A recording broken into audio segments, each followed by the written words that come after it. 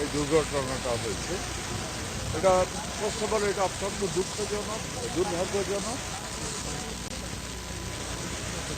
এবং এতে এই দুর্ঘটনায় আমাদের এই পর্যন্ত 12 জন মারা গেছে।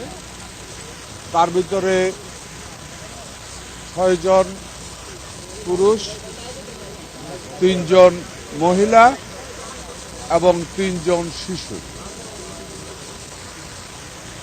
এদেরকে এবং আহত আছে বেশ কয়েকজন। যারা মারা গেছে তাদের ব্যাপারে রাত্রবেলে আমাদের জেলা প্রশাসকের পক্ষ থেকে বা সরকারের পক্ষ থেকে এদেরকে যার যার জায়গায় পৌঁছে দেওয়ার জন্য বা লাশ নিয়ে যাওয়ার জন্য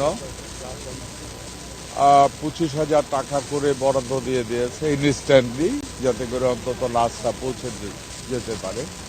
এর ভিতরে লাশ শনাক্ত চলছে, কারণ যারা আসছিল সবাইকে তো ওইভাবে হয়তো চিনে না। তো লাশ শনাক্তের পরে লাশ পাঠিয়ে দেওয়া হবে জায়গা মতো। এর ভিতরে ফান্ড করা হয়েছে।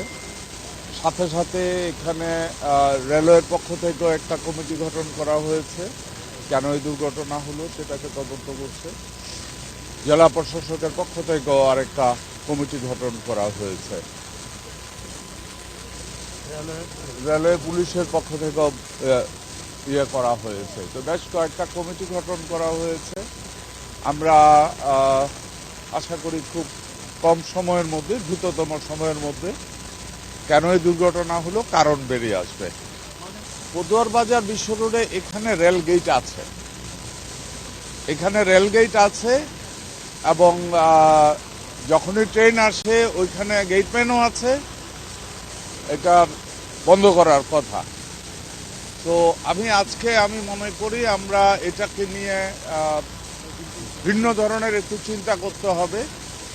অন্তত যেহেতু এটা হাইওয়ের উপরে, এই রেলঘাটটা হাইওয়ের উপরে, আমরা এ ব্যাপারে আমরা চিন্তা করছি এখানে একটা আধুনিক রেলগেট, যেটা বিশ্বব্যাপী যে সমস্ত রেলগেট আছে, যে রেলগেটগুলি